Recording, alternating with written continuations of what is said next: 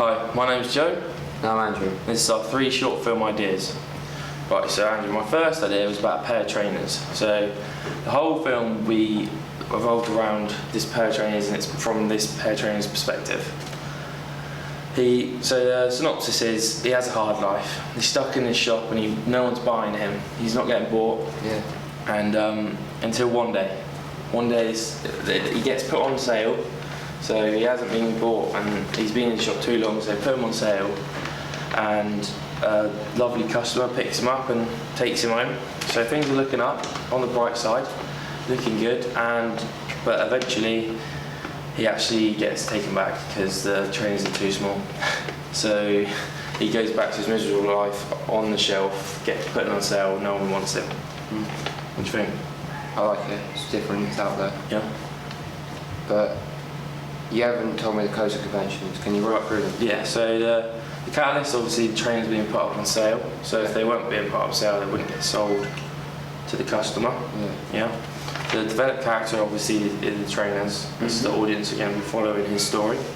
The circular narrative is that he's in the shop at the start of the film, having quite a miserable life, and then by the end of the film he's also back in the shop having a miserable life, not getting bought. Yeah. And the play of audience expectations is that you think it's all going to be good and he's looking up for him, but actually he gets put back by the customer. Yeah. So, what do you think? All right? I like it, but I got a couple of issues with it. Yeah. So firstly, I don't think the twist shocks the audience enough. Okay. Because it's not a big deal. Yeah, I suppose it's not big enough for a short film as well. It's not. And it's a shoe.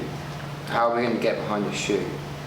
Yeah, I know. I think we could like go into his character a bit more and make the audience feel for him a bit. But I can see where you're coming from. So, you got any ideas of your own? Well, Joe, I've got quite a good one for you. Yeah. So it follows the life of an arrogant boxer who he often bites more than he can chew, as they say. Yeah. And I'll just say it doesn't end in his favour. So what's the catalyst of the film? I'll tell you about it. You see, the boxing gloves, they're the main focus point. Okay. They drive the story forward. Yeah. They're an extension of his character, if you want to look at it that way. Yeah. And they control his life. They also act as a kind of foreshadowing to the final fight in the film. Okay. And which the redness of the glove signifies, because red is danger. It's a very strong colour that Yeah. signifies importance and danger. Yeah. Okay. And alertness. So does he have the gloves all the way through the film? Yeah, he takes them with him. He kisses them goodbye at night. They're a real part of his daily routine. Okay. Yeah. So who is the boxer then? What's his motives? He's a young fighter. He's new into the game. Okay. He's 21. 22. 21, 22. I was the way you described him, I thought 22. Yeah. But I suppose 21. Yeah. You're right. Cesar Romero. Cesar Romero. That's really. Right. I thought of that by myself. Yeah, it's a bit out there, a bit original. It is original, honestly. He's looking to be the best, as most boxers are. He wants to be the king of the boxing world, as anyone does. Yeah. And yet he's plagued with this cruelty and selfishness that makes him lose control of himself inside and outside the ring. Yeah. And he also possesses an unpleasantness that makes him have his downfall. Okay. I mean, he's cocky in the ring. He's been disqualified from fights. He's a really arrogant person. Yeah. Nasty. He doesn't have very good sportsmanship. Selfish. Yeah. Alright, so he's not a guy you would want to be friends with. He's not a guy you want to have a joint with, no. Okay. So what's the catalyst?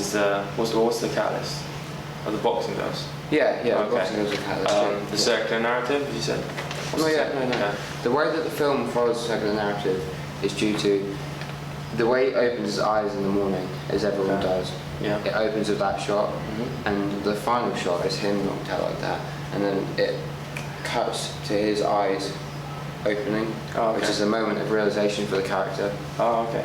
Which kind of, he's still arrogant. But we get that bit more from him. Alright, because I can see how that works. So it's like a bird's eye view shot of just his face, like close up? Yeah. Okay, alright. And you said he gets knocked out. Is that the playing with audience expectations then? Yeah, that is, because we're expecting him to win, and Okay. he doesn't ultimately. Yeah. Okay. So does he get knocked out quickly or? It's within it's a good combination. A minute into the fight, Okay. Yeah. and you know, he just, like I said, he bites off more than he can chew. He didn't train for this fight enough. He didn't mentally prepare himself, Okay. and it didn't pay off. Right. So there's a big shock at the end. Yeah. I think I like the idea. So I think it's a lot better than my first idea about the trainers. I like the catalyst with the boxing gloves. He takes them everywhere. Yeah. Represents danger. He's a bit dangerous, but in the end, it's actually the other person who's dangerous. So that theme of danger is going all the way through. Yeah, I like the circular narrative too, the eyes, but I'm not sure about the developed character. He's a bit. Yeah. He might be a bit too hated and stuff. I think in a short film, maybe you just need the audience to like him a little bit. I'm not sure. Plus the genre. What genre is it? Because Action, comedy, drama. Could be any of those three. because action, obviously the boxer all the way through, drama.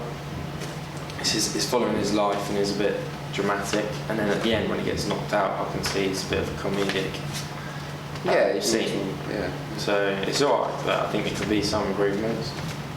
I see where you're coming from, Jay. Okay. Have you got anything else in the melting pot? Funny you should say that. I've got something staring up for you.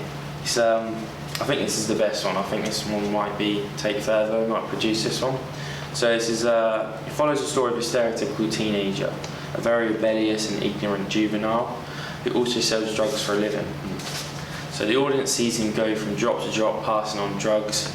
He's fitting the stereotype to the T. He's the typical teenager. Yeah. However, what they don't realise is at the end of the movie, he uses drugs that he's picked up earlier for his sick brother. So he's actually, throughout the whole film, you think he's just dealing drugs for his own benefit, but actually he's doing it to buy drugs for his ill brother. Yeah. And he actually turns out to be a rather nice guy. What do you think? I like it. And I like how it really twists the stereotype on its head. It really, because you don't expect him to be that caring. You expect him to be quite ruthless and quite cold. Yeah. But we see that it's not as when it comes to drugs, it's not as black and white. It's a lot of grey area. Yeah. Well, I mean, the drugs are the catalyst throughout the film. Yeah. They push the story forward, and it's the main focus of the film. I also think it could be a part of the circular narrative too.